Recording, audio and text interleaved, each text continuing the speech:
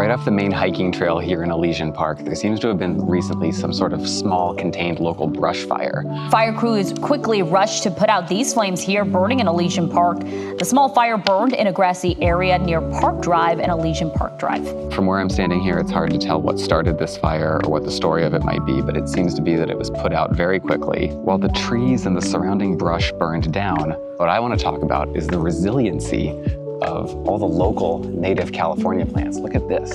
This is California sagebrush, Artemisia californica. California sagebrush is not a true sage. It's not in the mint family. It's actually in the sunflower family, and it's edible. It's bitter if you eat it outright. The flavor is very fragrant. We'll use it as like a flavoring while cooking. This is white sage, Salvia apiana. It's in the mint family. Like all sages, it's edible.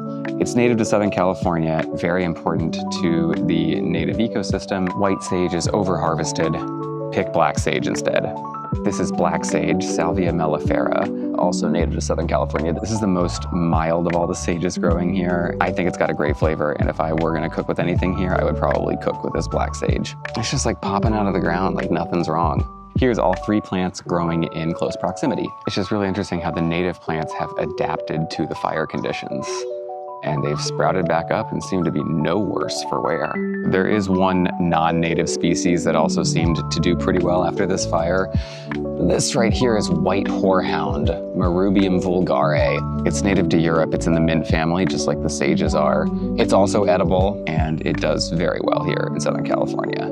When we're foraging, especially native plants, I think it's equally important to know when not to harvest. This area is specifically recovering from a fire, so I'm gonna let these plants grow and recover.